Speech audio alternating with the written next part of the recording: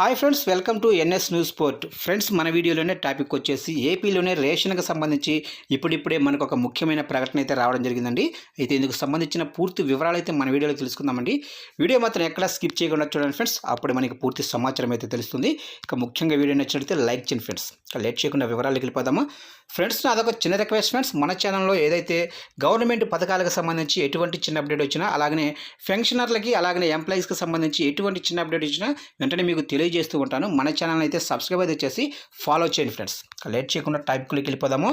ఇక ఏపీ ఆహార పౌర సరఫరాల శాఖ మంత్రి నాదెండ్ల మనోహర్ కూడా తనిఖీలు జరిపి భారీ మోసాన్ని బయటపెట్టారు. ఇక ప్రజలకు పంపిణీ చేసే సరుకుల తూకాల్లో తేడా ఉన్నట్లు తెలిసింది.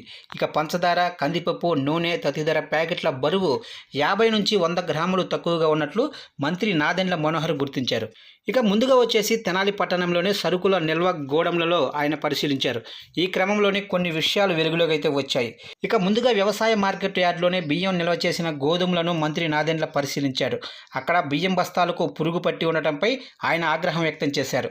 స్టాక్ వివరాల డేటా కూడా సరిగ్గా లేకపోవడాన్ని గుర్తించి సంబంధిత అధికారుల తీరుపై అసహనం వ్యక్తం చేశారు. ఈ క్రమంలోనే అధికారులకు హెచ్చరికలు జారీ చేశారు. మంత్రి త్వరలో మళ్ళీ వస్తానని, అప్పుడు రికార్డులు అప్డేట్గా ఉండాలని, లేకపోతే చర్యలు తప్పవని వార్నింగ్ ఇచ్చారు. ఇక ఆ తర్వాత పినపాడులోనే ఎంఎల్ఎస్ పాయింట్లో నిల్వ ఉంచిన పంచదార, కందిపప్పు, పామాయిల్ తదితర ప్యాకెట్లను మంత్రి తనిఖీ చేశారు. ఈ సందర్భంగా సరుకుల ప్యాకెట్ల బరువు 50 నుంచి 100 గ్రాములు తక్కువగా ఉన్నట్లు గుర్తించారు. ఇక తర్వాత మంగళగిరిలో చేసిన తనిఖీల్లోనూ ఇదో భాగవతం వెలుగులోకి వచ్చింది. ఇక ఈ పరిణామాలపై మంత్రి నాదెండ్ల జిల్లా పౌర సరఫరాల శాఖ అధికారులను ప్రశ్నించారు.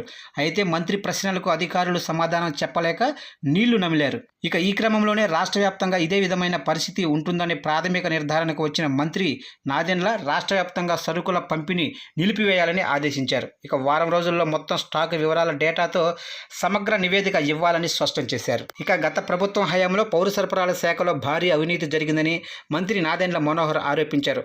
ఈ క్రమంలోనే రాష్ట్ర వ్యాప్తంగా సరుకుల పంపిణీ నిలిపివేసి మొత్తం ఆడిట్ చేసి వారం రోజుల్లోగా నివేదిక ఇవ్వాలని ఆదేశించామని చెప్పారు.